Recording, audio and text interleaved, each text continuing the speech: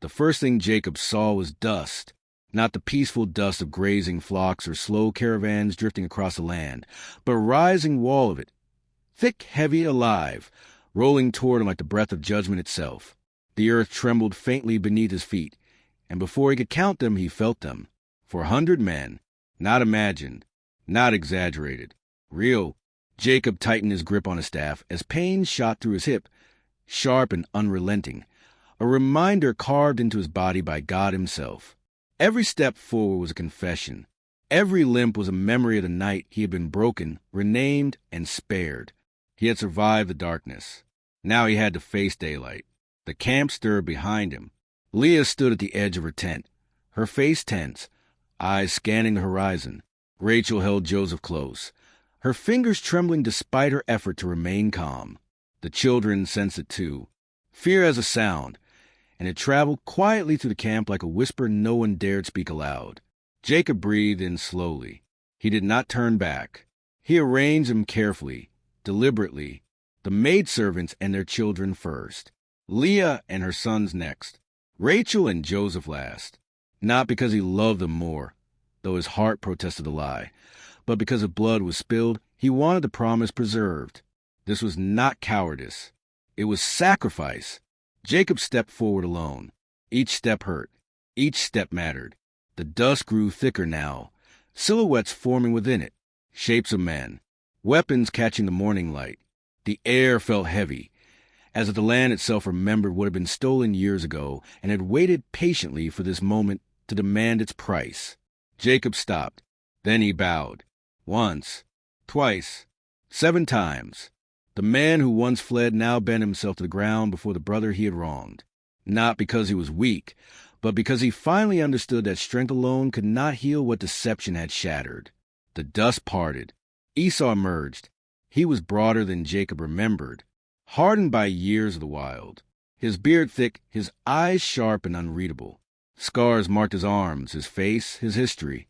This was no longer the impulsive hunter Jacob had outmaneuvered with stew and lies. This was a man who had survived. The silence between them stretched unbearably thin. Jacob's heart thundered in his chest. He searched Esau's face for rage, for hatred, for the flash of vengeance he had imagined for decades. Instead, Esau ran. Jacob barely had time to straighten before Esau closed the distance and wrapped his arms around him. The impact knocked the breath from his lungs. Pain flared in his hip as he staggered, but Esau held him upright. And then Jacob felt it. Tears, hot, unrestrained, soaking into his shoulder. Esau wept. Jacob froze, his hands hovering uncertainly before gripping his brother in return. The smell of dust and sweat and earth filled his senses. This was real. This was happening. "I have seen your face," Jacob whispered later, his voice trembling, as though I had seen the face of God. And it was true, not because Esau was divine, but because forgiveness is the most terrifying miracle a man can witness. Esau pulled back, his grip firm on Jacob's shoulders, eyes searching his brother's face, as if trying to reconcile the man before him with a memory he had carried for years. "Who are these with you?" Esau asked. Jacob turned, gesturing toward his family. "The children God has graciously given your servant." One by one they approached, bowing, hesitating, watching Esau carefully, measuring his every movement. Leah's son stood tall but wary. Joseph clung to Rachel's side, eyes wide with curiosity and fear. Rachel lowered her head respectfully, though her fingers tightened around her son's hand. Esau studied them all. "You have much," he said finally. "Why send me such gifts?" Jacob swallowed. "To find favor in your sight." Esau shook his head. "I have enough, my brother. Enough." The word echoed louder than any accusation could have. Jacob insisted. He pressed a gift upon Esau, not to buy forgiveness, but to release guilt, to acknowledge that some debts can never be erased, only honored. Esau accepted. The tension dissolved slowly, like ice melting under cautious sunlight. They spoke briefly, carefully, of fathers, of years lost, of paths that had diverged and nearly destroyed them both.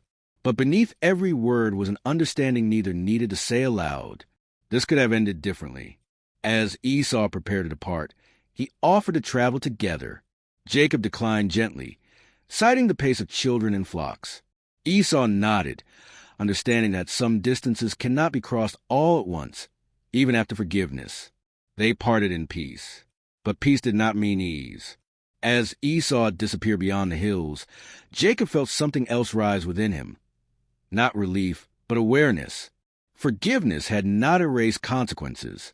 The family behind him was still fragile. The sons still watched one another too closely. The promise still weighed heavily on his shoulders. The limp remained.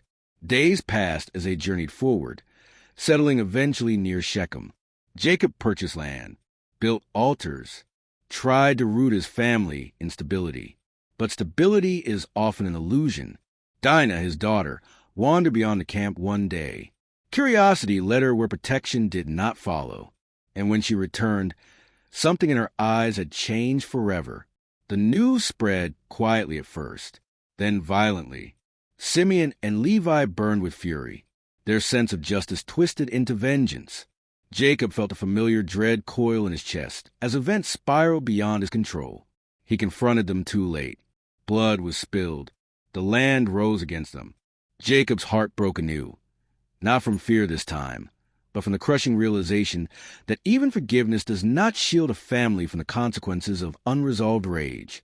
That night, Jacob stood alone again, leaning heavily on his staff, staring into the dark. God, he whispered, I faced you and lived. I faced my brother and was spared. But how do I lead these children? How do I stop the violence before it becomes their inheritance? No answer came. Only silence. Only the distant cries of a wounded land. Only the weight of knowing that reconciliation was not the end of the story. It was the beginning of a far more dangerous chapter. Because forgiveness may heal the past, but leadership must protect the future. And Jacob's family was standing at the edge of a storm that would test every promise God had ever spoken over his life. The meeting with Esau had ended, but the war within his household had only begun. And the sons who would become tribes were already learning how easily pain turns into power, and power into destruction.